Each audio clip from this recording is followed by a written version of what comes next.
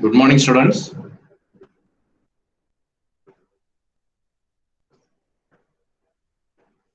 Good morning, sir. Yeah, good morning. Thank you. Today we will have a short session. Right, I will be giving you a few points about general points about the next two topics are something more general in nature. So I'll be giving some information about that. Then I request you to go through all the PPTs and for some lectures I have uploaded the video also. Whenever we had some mathematical equations, so go through that, and if there is any doubts, you can ask me. Right? So this complete class we can allocate for that, so that you will get an idea of sometimes you would have missed some information or something like that. Just go through that. If you have any doubts in any point, you can let me know. Okay. So let me have some information. The next two topics we will see quickly, and then you can go into your PPTs and videos. Let me share my screen.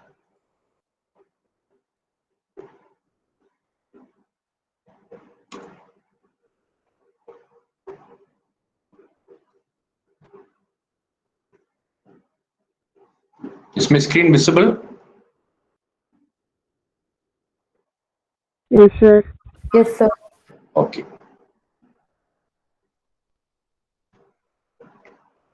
So the next topic, we have two topics in our syllabus, and they have framed it as splitting rule model selection, right? So splitting rule, we already saw the entropy and the information gain. These two concepts are called as splitting rules when you take the decision tree. Not only these two concepts, we have so many other stuffs also available, like Gini index and many other concepts are there. But predominantly, whoever is using decision trees, they will make use of this entropy and information gain concepts to split their branches. So we call this entropy and information gain as splitting rules. So I hope you must be knowing about the concept of entropy and information gain. Entropy is based on the probability, and information gain is a formula derived from the entropy, right, based on the left hand side and the right hand side branches. So the next topic is model selection. So you will have a doubt on what are the things should I consider before beginning to implement my decision tree. So we have several parameters to be considered for model selection. Only if you consider or only if you follow those protocol, there is a high chance of getting a correct hypothesis for your application. So the first point is based on the number of variables. So how many variables should I go for? I hope you must be knowing about the variables in a regression equation. We have dependent variables and also we have independent variables. When I say dependent variable, it is dependent on something that actually corresponds to the output, because your output is going to depend on your inputs. The inputs are called as independent variable. But when you have very less number of variables for an application, or when you have more number of variables for an application, mathematically speaking, when your equation is very long, right? When your equation is very long, or when it is too short, then there is a high chance that your hypothesis may not be correct.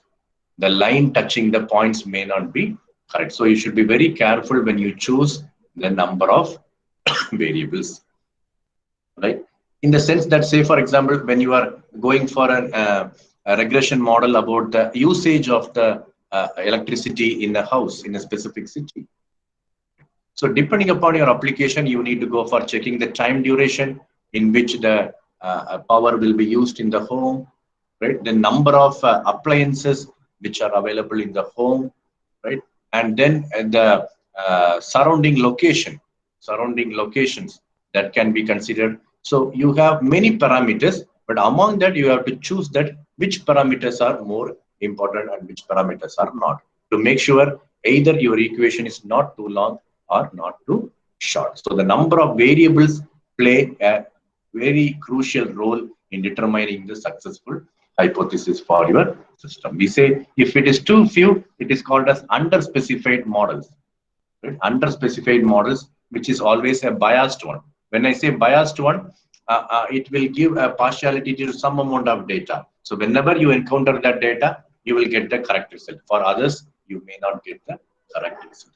Too many, right? If you have a very lengthy mathematical equation, or in other words, too many independent variables, then we call it as over-specified models, right? They are mostly inaccurate.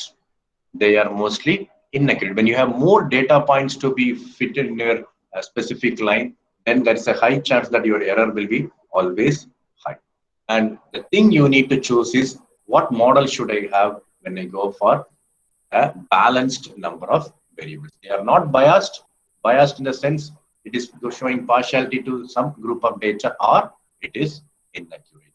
So these two these two concepts can be achieved when you just choose the correct number of variables for any regression model system.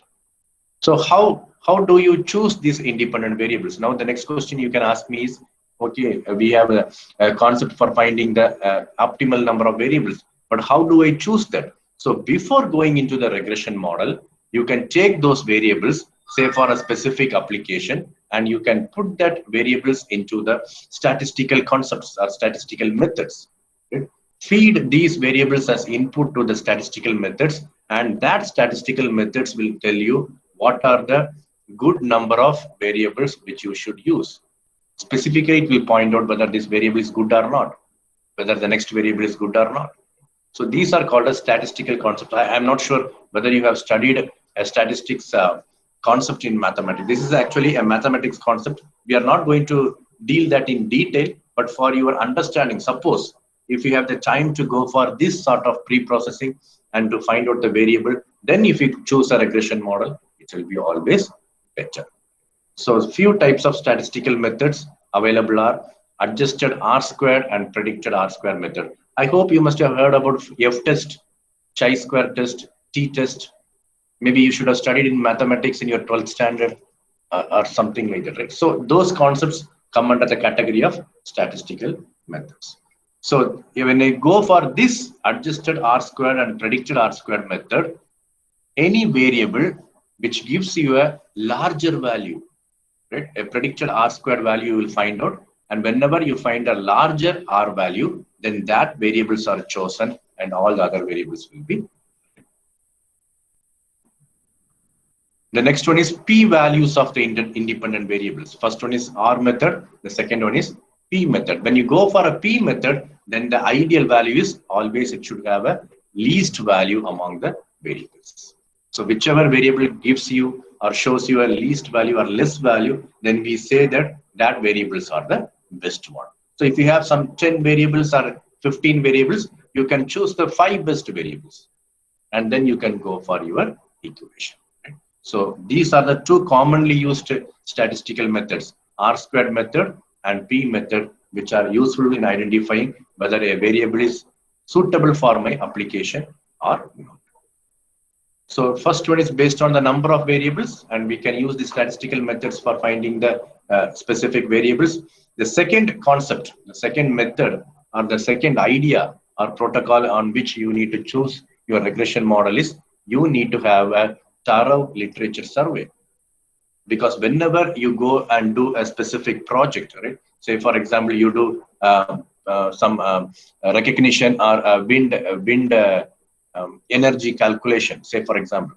So when you go for this wind energy calculation, try to take the literature. When I say literature, there are so many research papers available in the Google. Right? You can go search and try to find out and try to have a theoretical understanding of how the variables are affecting the independent variables, right? Or how the independent variables are affecting the dependent variables, whether they have a huge impact. If you feel that they have a huge impact, then you can make use of them. If you do not feel they are making any significant impact on the result, then you can leave them. But how do you know whether they are making an impact or not? Only based on the previous research works. Normally, whenever we do some project or something, you will be always asked to publish your paper in a conference, which is always a preferable one. This is where the IIT students are showing an edge over other university students.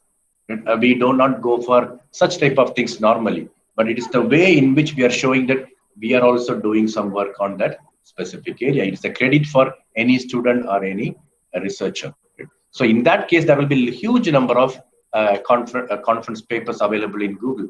Go search that, try to find out whether your variable which you have chosen for a specific application is good or not. Sometimes the equation itself will be given there.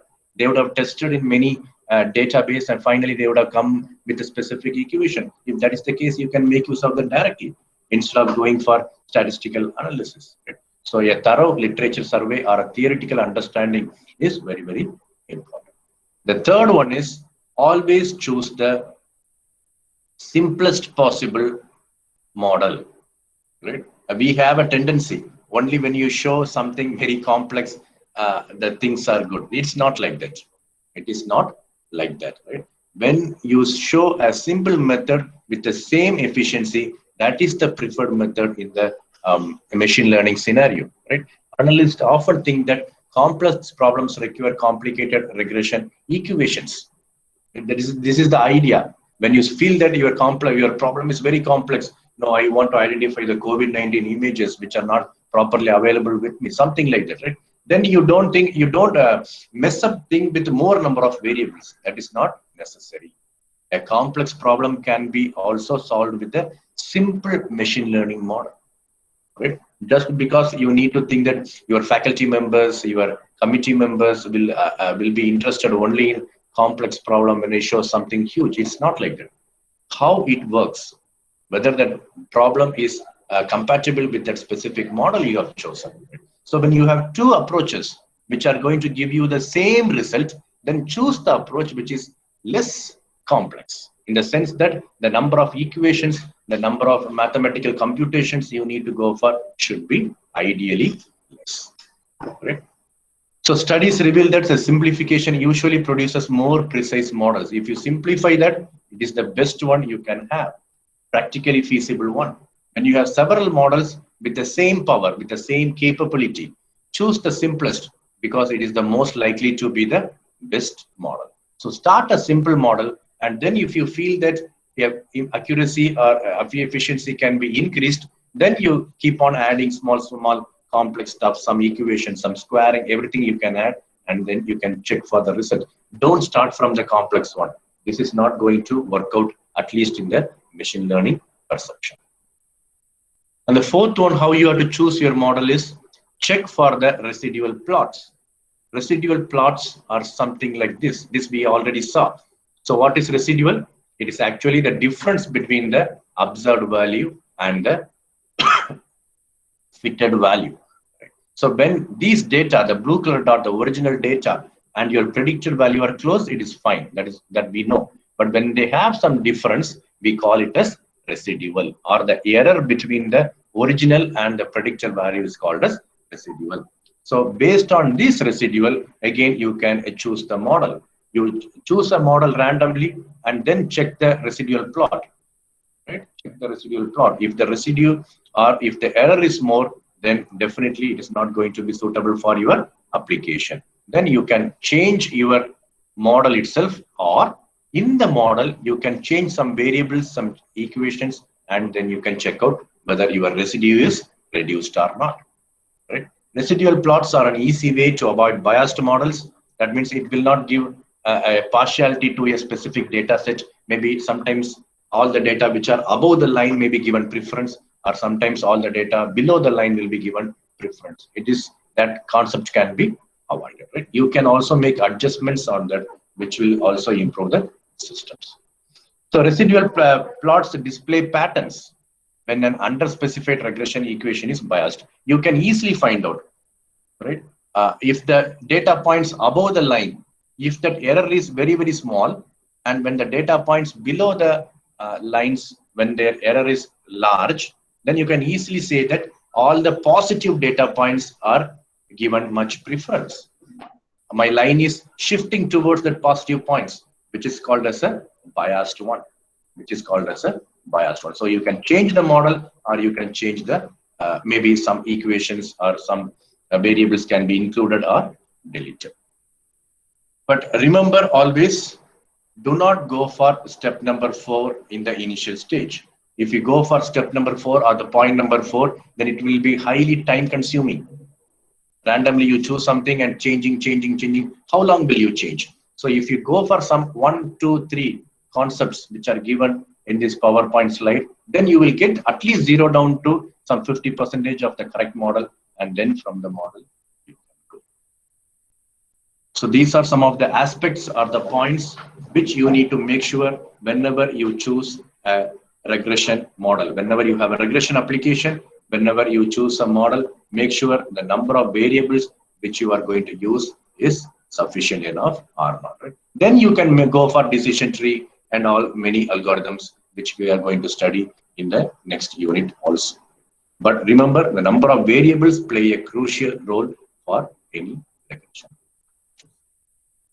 This is a general topic. This is not specifically for any algorithm or method or decision trees. Regression, when you say regression, how you need to choose a model. So we have one more topic left out in our this decision tree unit, that is also a specifically generalized one. So we can finish that in the next class. Now I'll give you some time, right? Machine learning concept may be fascinating, right? We say that I am going to the future, future is coming to me, virtual reality, we can see somebody talking on my own, Jude will not be there to teach you, somebody else with his same face will be there to teach you. All these stuffs are fascinating, but you can do something only if you understand the concepts very well. Right? The mistake normally the students make is they get easily carried away with the beauty of machine learning. Right? But the thing you need to have is, if you are a machine learning engineer, be strong in the basics. If you're strong in the basics, all that fascinating stuff will be automatically coming to you instead of you people going to those things. Right? So make use of this time. Go to your Google Classroom. I'm not sure how many of you have referred that, so I'm giving some time for you to refer. Go through the PPTs, watch my videos. I think I have uploaded 2 videos where we had mathematical equations. And if you have any doubts, come and let me clarify the doubts. We can spend another 20 minutes for that. Then I will start taking the attendance. Kindly make use of the time. I am not going to monitor you. Right? Self-learning. Please go to the Google Classroom, do the stuff.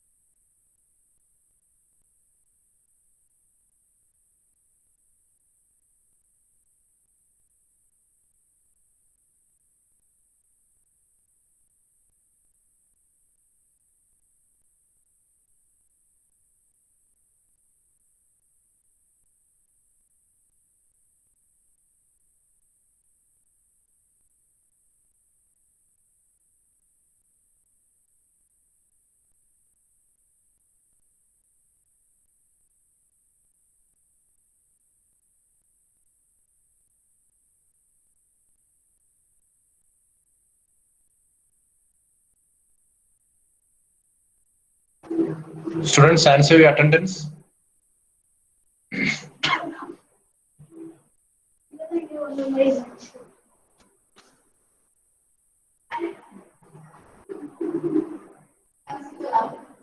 Amulya,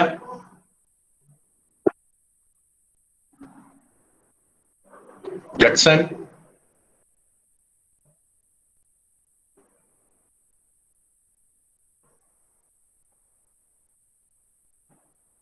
Judson absent. Samyukta, Present, sir. Angel, Present, sir. Ajit Pawan, Present, sir. Abhinaya, Present, sir. Kiran Kumar,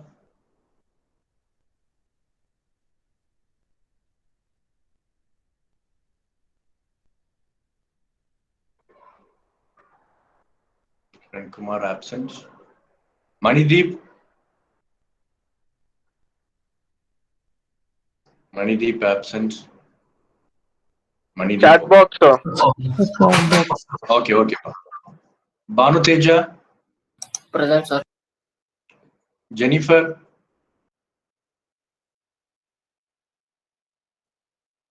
okay. Priyadarshini, Yes, sir. okay. Jeevan,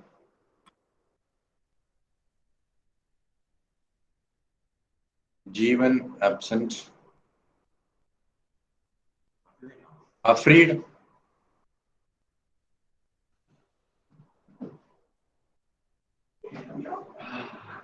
okay.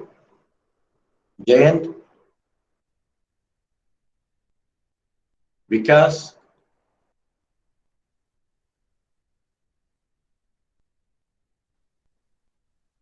Vikas present. Alfini, Present, sir. Bhuvaneshwar, Present, sir. Sumant Kumar, Present, sir. Ramesh Kumar, Present, sir. Neeraj Kumar, Yes, sir. Zubair, Present, sir. Kirti,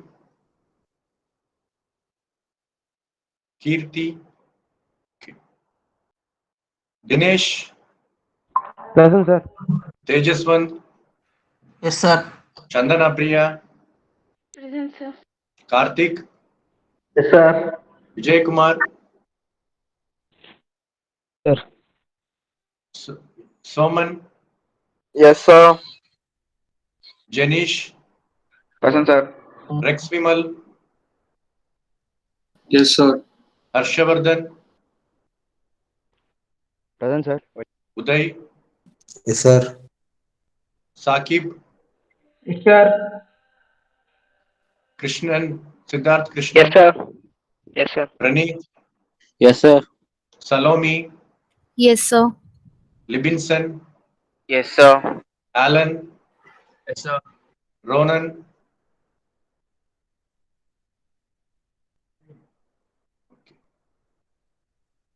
Sai Kiran, Yes, sir. Joshiba, Yes, sir. Shiny, Yes, sir. Jasmine, Yes, sir. Kavya, Yes, sir. Kavya, Yes, sir. okay. Jayasuriya, Yes, sir. Joanna Paul, Yes, sir. Manasa, Yes, sir. Ashrita, Yes, sir. Narasimha Reddy, Yes, sir. Puneet Kumar, Yes, sir. Tiny, Yes, sir. Joshua, Yes, sir. Nagakiran, Yes, sir. Suraj, Yes, sir. Suraj, Yes, sir. okay. Maunika, Yes, sir. Taufik, Yes, sir. Manideep, Present, sir. Dikshit, Yes, sir.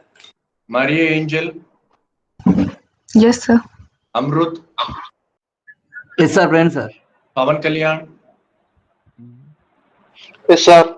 Sainath, Yes, sir. Gautam, Yes, sir. Jagat Chandra. Jagat Chandra. Okay. Vegananda. Yes, sir. Shashan. Yes, sir. Sai Ganesh. Yes, sir. Gopi Chand. Present, sir. Ritvik. Ritvik. Present, sir. 132 Ritvika. Yes, sir. Okay. Solomon. Yes, sir. Sudarshan. Okay. Sujit Kumar. Present, sir. Suresh Kumar. Yes, sir. Sunny. Present, sir. Amrita Das. Present, sir. Okay. See, we have covered 3 units from our machine learning subject. So as I told you, the programming part is also very, very important, right? Now you have lots and lots of time. I will advise you, if you are not into Python, it will be very good for you to learn, right? Python and machine learning goes very well. It is like a chicken leg piece in a chicken biryani, right? The combination will be very good. Only if you taste that, it will taste much more better than a normal one. So please make sure if you need any Python installation process, you can go to Google and go for Anaconda. There is a option called as Anaconda in Python. Just you can install it very less memory requirement only. You can install in your laptop and you can start working. Instead of going into Google Colab, Anaconda will be much more better, right? And if you want to practice initially, I have a cheat sheet with me for Python. All the basic stuffs will be covered. Small programs will be given. I have a hard copy with me. If you need, you just WhatsApp me. I will try to send you the soft copy, right? So that will be much more better if you learn machine learning with programming. So I'll read out the absentees. Number 7, number 6. Present, sir. Judson presenter. Yes, sir. Number 6 and number 12. Okay. Others, if you don't have any doubts, you can leave.